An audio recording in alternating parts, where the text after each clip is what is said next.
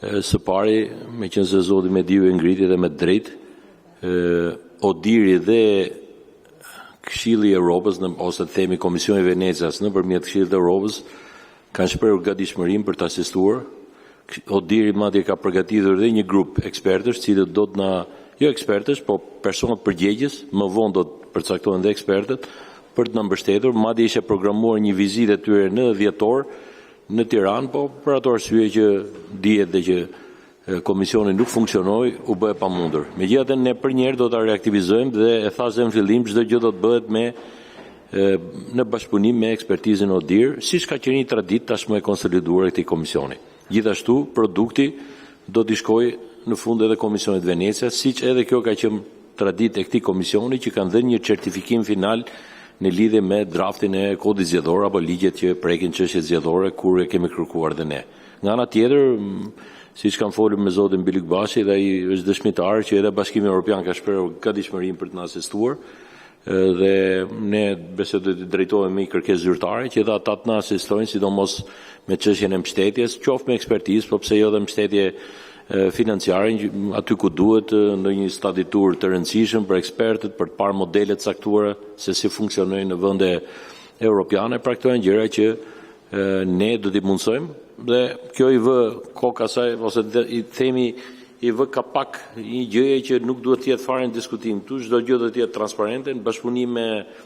organizata ndërkombëtare të specializuar për këtë çështje, dhe në lidhje me atë temën që unë ngritet dhe që unë e kam dhe më shqetësim, për nuk e kuptoj pse nuk mishërohet në tavolinë është pjesëmarrja e partive tjera. Një nga partitë ka antar të plot, nuk e di pse nuk merr pjesë, kërkon ndryshim të sistemit zgjedhor, gjithë ditën flet në televizor në lidhje me nevojën për ndryshimin e sistemit zgjedhor dhe nuk merr pjesë në këtë mbledhje kur ka një vend të garantuar. Ndërkohë që janë partitë tjera që pavarësisht se nuk kanë antar,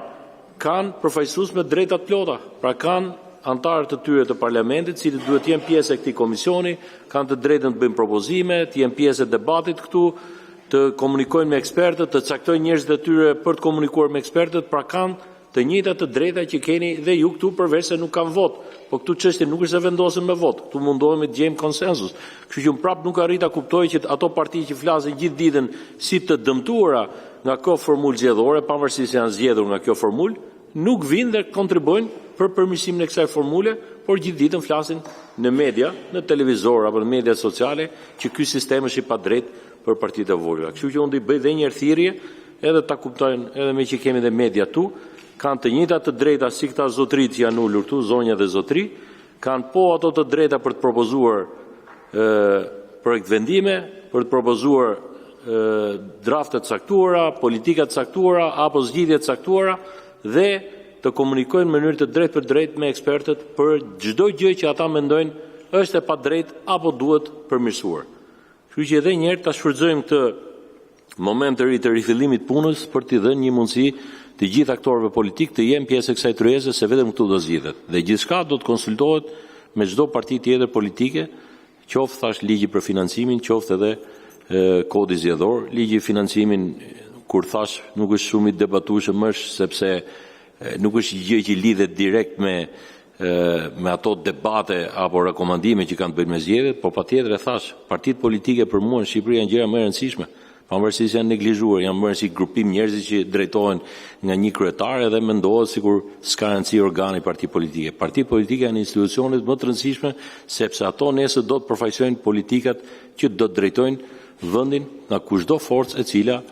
do të votohet nga qytetarët dhe do të marrë mundësinë e drejtimit të vendit. Kështu që